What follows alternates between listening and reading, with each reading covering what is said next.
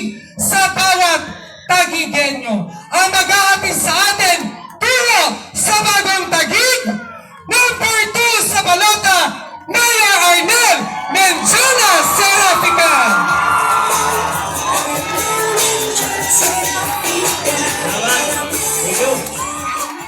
Maraming salamat po. Magandang gabi po, mga taga-Pembo. Pero bago po ako mag-umpisa at magpakilala, papasalamat muna ako kay Mayor Luis, kay Senator Abby sa pagpapagamit po ng court. Alam ko na noong last year, hindi tayo natuloy. Kaya maraming salamat po. So, gusto ko rin pasalamatan ng mga kapulisan nandyan at patuloy na tumutulong para maging walang gulo sa ating mga meetings. At syempre, sa inyong muli, mga taga-Pembo, maraming salamat po. At kanina po, si Kuya Alan, nagpapakilala sa inyo kung saan kami nanggaling. Tama po. Importante po kasi, lalong-lalo na ang mga taga-Embos, na makilala nyo kung sino ang umaharap sa inyo. Importante, 20 days na lang. Kasi, tandaan nyo, lahat po kami mga politiko pag-eleksyon, lahat kami mabait.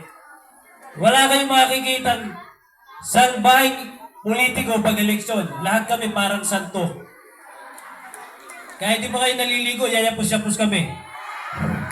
Pero ang question, pagtapos ng eleksyon, kaya dapat kinikilatis nyo. Sabi ko nga, uumpisa ko po, total, inumpisa na ni Kuya yung pagpapakilala. Tama po si Kuya Alan, doon po kami pinanganak sa Isla ni Talim. Nag-high school po kami sa Taguig Community High School, nakitara po kami sa aming tiyahin. At ako po ay nag-college sa Far Eastern University. Natapos ko po ang kursong Civil Engineer. Si Kuya Alan po, Electrical Engineer. Nagtrabaho po ako sa Krame ng 3 taon as non-uniform personnel sa Engineering Department. At hindi ko makalimutan, nung ako'y nag-drive ng jeep ng college, yung aking birthday, in-adjust ko pa para makakuha ko ng driver's license. So, in 3 years time, sa Krame, sabi ko kay Kuya Alan, diner ko, kasi ako po malakas sa loob ko eh. Sabi ko, Kuya Alan, magtayo tayo ng construction firm. Kasi sayang naman. So, doon po nag-start yung blessing, yung mga swerte ng Serafica. At sabi ko nga, wala akong talagang politiko sa pamilya Serafica. Dahil, kung titingnan nyo, majority ng politiko, kilala ang pangalan. Like for example, pag Binay, may Jetumar Binay. Pag sinabing Eusebio, may Enteng. Pag sinabing Inares, may Ito. Pag sinabi pong Serafica, ako lang po yun.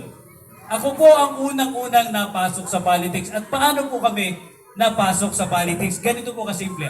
Ako po ay may isang pares na ninong at tinang nung ako ay bata dito sa Taguig.